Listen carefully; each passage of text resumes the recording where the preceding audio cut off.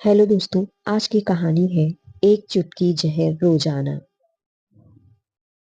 आज की कहानी को पढ़ने वाले आप सभी दोस्तों को मेरी तरफ से जय श्री राधे राधे। सुनीता नामक एक युवती का विवाह हुआ और वह अपने पति और सास के साथ अपने ससुराल में रहने लगी। कुछ ही दिनों बाद आरती को आभास होने लगा कि उसकी सास के साथ पटरी नहीं बैठ रही है। सास पुराने ख्यालों की थी और बहू नए विचारों वाली। सुनीता और उसकी सास का आए दिन झगड़ा होने लगा। दिन बीते, महीने बीते, साल भी बीत गया। ना तो सास टीका टिप्पणी करना छोड़ती और ना सुनीता जवाब देना। हालात बद से बदतर होने लगे। सुनीता को अब अपनी सास से पूरी तरह नफरत हो चुकी थी। सुनीता के लिए उस समय स्थिति और बुरी हो जाती जब उसे भारतीय परंपराओं के अनुसार दूसरों के सामने अपनी सास को सम्मान देना पड़ता।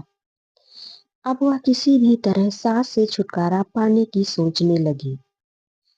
एक दिन जब सुनीता का अपने सास से झगड़ा हुआ और पति भी अपनी माँ का पक्ष लेने लगा, तो वह नाराज होकर अपने मायके चली आई। सुनीता के पिता आयुर्वेद के डॉक्टर थे।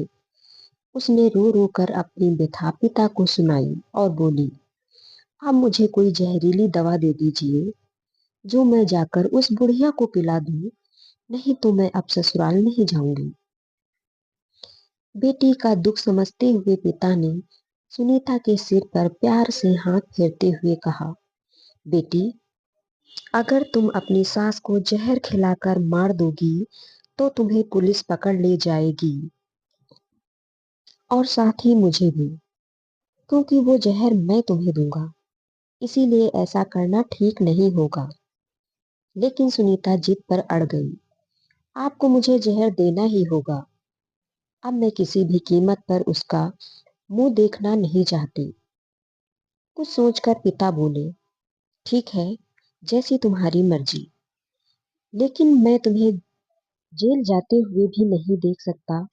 इसीलिए जैसे मैं कहूँ वैसे तुम्हें करना होगा। मंजूर हो तो बोलो, क्या करना होगा? सुनीता ने पूछा। पिता ने एक पुड़िया में जहर का पाउडर बांधकर सुनीता के हाथ में देते हुए कहा, तुम्हें इस पुड़िया में से सिर्फ एक चुटकी जहर रोज अपनी सास के भोजन में मिलाना है।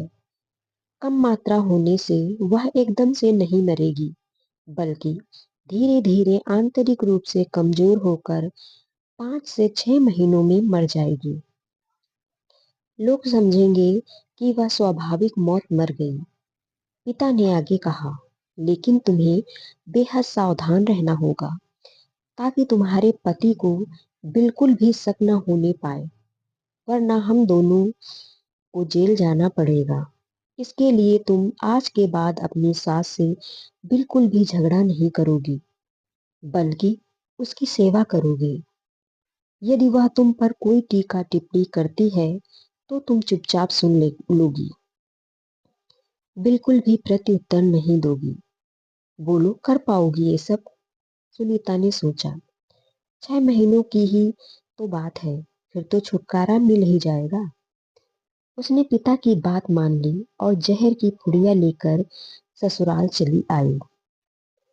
ससुराल आते ही अगले ही दिन से सुनीता ने सास के भोजन में एक चुटकी जहर रोजाना मिलाना शुरू कर दिया। साथ ही उसके प्रति अपना बर्ताव भी बदल लिया। अब वह सास के किसी भी ताने का जवाब नहीं देती, बल्कि क्रोध को पीकर मुस्कुराते हुए सुन लेती। रोज उसके पैर दबाती और उसकी हर बात का ख्याल रखती।